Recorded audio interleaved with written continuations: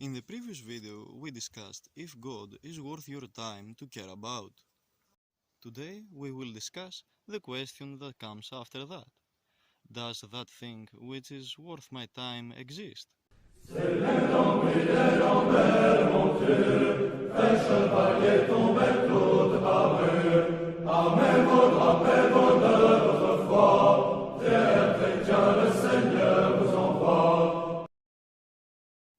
On this video, we will debunk two atheist arguments with rational thinking. And on the next video, God willing, we will take on science. Clerics used religion to trick others for their own advantage. So, God doesn't exist. This is mostly true, but as the granny in the church says, pharmaceutical companies trick people, but that doesn't mean medicine does not exist at all.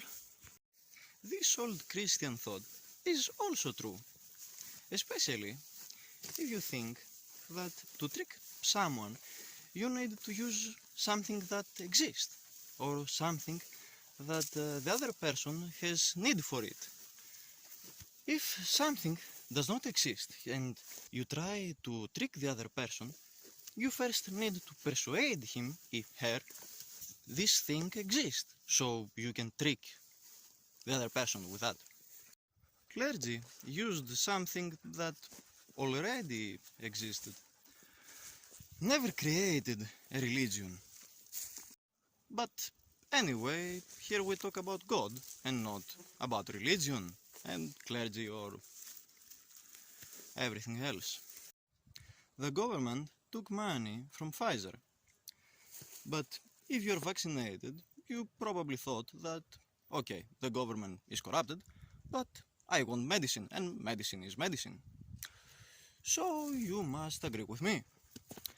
If you are unvaccinated, you are probably an anti-vax, and you are holding a stick, and you are strolling goats in the mountain, and you have a black-white head wrap on your head.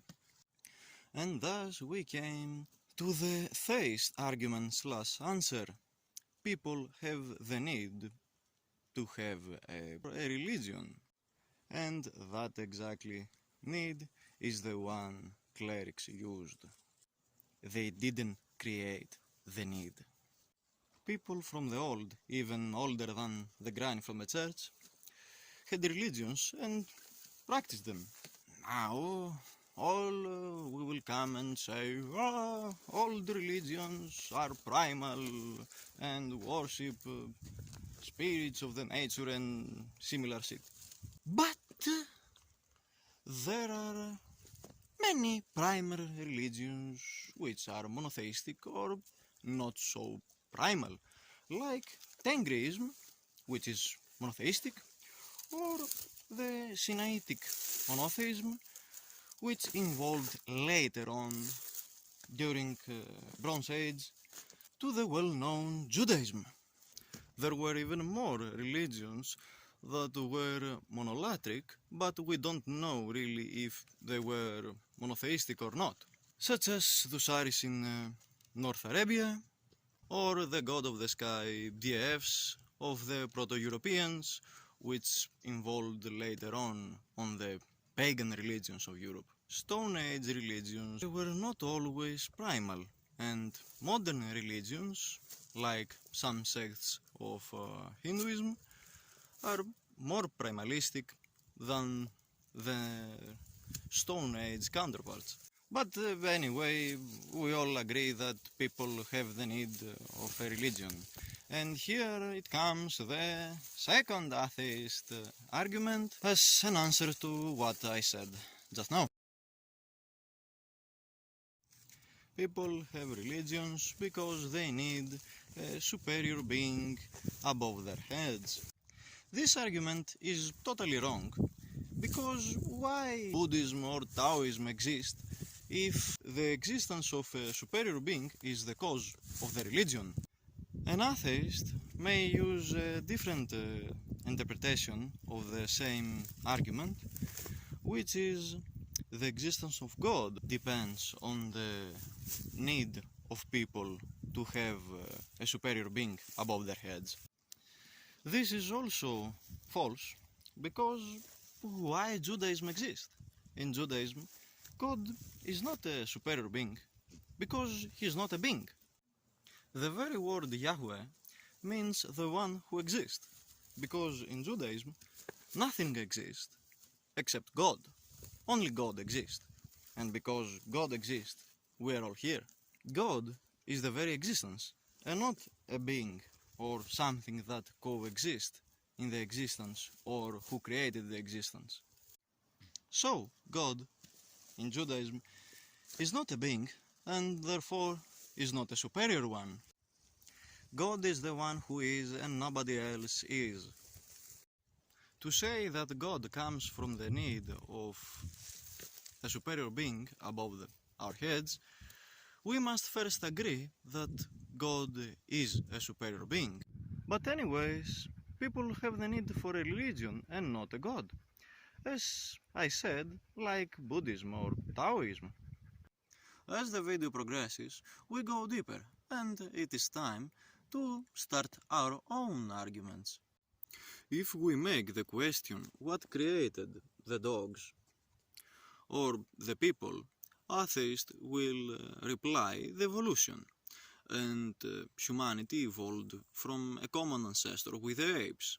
And I must say that after living too many years with people, I am almost convinced about that. But for the sake of the video, the argument, and our kindness, let us take evolution theories totally true. If we come back, even before the old granny from the church, there were animals on earth, and back, fishes in the sea, and back, we come to the Cambrian period. But then, before all that, was that we call the Cambrian explosion. And I want an atheist to explain to me how this rock here, if we put it in the water and we have oxygen, too many oxygen in the planet, we start to have the Cambrian explosion. Because, okay, after the life was here, makes some sense to evolve into better forms. But how it began? How this soulless rock started to breathe air or take the energy from the sun or whatever. After watching too many documentaries, you will see just we don't know how the Cambrian explosion came, but we know that came. A mere 542 million years ago, the Earth's landscape was a barren wilderness. 4 billion years after the planet's creation, no animals lived on the land. The most developed organisms were simple animals living in the oceans. Something extraordinary was happening in the seas. Over a period of 20 million years, at the beginning of a period called the Cambrian, an explosion of new animals developed below the water's surface. These later gave rise to most of the diversity of animal life that now exists on Earth. But the cause of this sudden burst of life, which geologists call the Cambrian explosion, remains a mystery. Hey, rocks, I command you to start breathe. We have oxygen. I'm on the mountain. We have forest. Breathe. I will try on some bigger ones. Start to breathe, you moron! I hit her with her son. Okay, jokes aside, I forgot that all this happened randomly. So, for the sake of the video, the argument, and our kindness, let us take randomness. Totally true. So, the life is random, the Earth is randomly generated, like Minecraft. The system is random, the galaxy is random, the whole space is random. And what after that is random? I don't know. Space B is random. After space, the space in which we live, space B has the laws of physics we have in the space the first. I don't know, and I don't care. So, after space B comes the SpaceX, and then the Spaced. After Spaced comes the Spacey, etc., etc., etc. At some point, probably, we're going to lose the laws of physics as we know them, but we still don't care about that. And we go on and on and on the space shoe, which is the space W. Then we stop because there will be problems with Elon Musk and his company. After too many spaces, too many different laws of physics or whatever, what comes after that? We must find something that is not inside something else, something that is infinite, has no end, no begin, no end. How we call that thing? Space infinite. Wow. As the space infinite, surprise, surprise, is infinite, can't have matter. And as it can have matter, it can't have gravity. And as it has no gravity, has no time to be affected. This thing so is a god, but not the god of the Bible as it is described. We can prove in this way if that thing has will or not. Is something that is infinite, and that is the very existence, and everything is inside it, but for the moment we can't prove that this thing has will, or the whole universe is a thought inside it. But still is something that atheists, they can't avoid because, after space we don't know what exists. Okay, exists something. And then, at some point, something exists that, because of that, everything exists.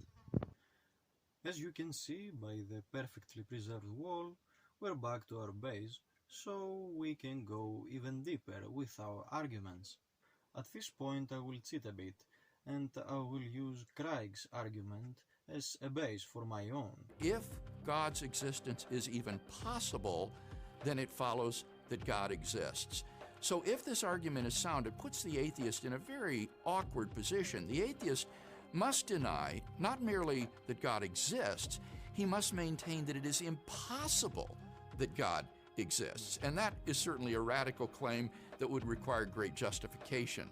The ontological argument goes something like this. God is by definition the greatest conceivable being. Now, what would the greatest conceivable being be like? Well, he would be omnipotent, he would be omniscient, he would be all good, and he would be necessary in his existence. He would exist in all possible worlds. Now, if such a being is possible, that means that a being like that exists in some possible world. But you see, if a being of that nature exists in even one possible world, then it exists in all of them, because that's part of what it means to be the greatest conceivable being. But if it exists in all of them, then it exists in the actual world. Therefore, God exists. But as Craig said, an atheist must say that God is impossible to exist to defend against this argument. But this can happen only if we take the definition that God is the greatest conceivable being. But this is the Western Christian view of what God is. God is on. Yahweh is the one who exists, and the rest does not exist. If we take that as the definition of God, then the random atheist that will try to debunk that argument must say that is impossible for existence to exist. But the existence is existence because exist. So if existence does not exist, so is not existence. As the existence exists, then exists. So God exists. Because your mind probably it became a soup, just take this simple. It is possible for existence to not exist? No. So, necessarily, God it is possible to exist because God is the very existence, by definition. So, as existence is possible to exist, then God is possible to exist. So, the rest of the argument goes. Let me stop being so confusing and lighten the talk. I am not as old as the annoying lady in the church, but I will share my experience.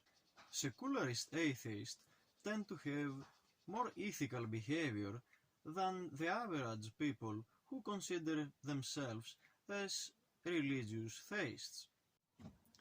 This bears the question why people who don't believe in afterlife have good behavior. For the sake of humanity? Or for what? But still, a person who does not believe in anything but himself, why should care about humanity when humanity is in a total chaos? I will not answer that, as I'm not an atheist, and I also don't tend to have ethical behavior. I am just a wildling in the mountain. I don't like behavior, I don't like people. But I will say that. Don't let stupid people, religions, or bad events of your life drag you away from the God. Everyone wants a just God who does the good to the good people and the bad to the bad people, but if you think a little bit more deeply on that, you will see that this will be unfair in reality, because then everyone will be good to take good in return. But this is not how it works. God himself bared human flesh and suffered. How do you think that if you are good you will not suffer too? God is the final judge, not the townsguard who chases every criminal scum. Don't be angry with the judge because there is no townsguard. The judgment will come because God exists.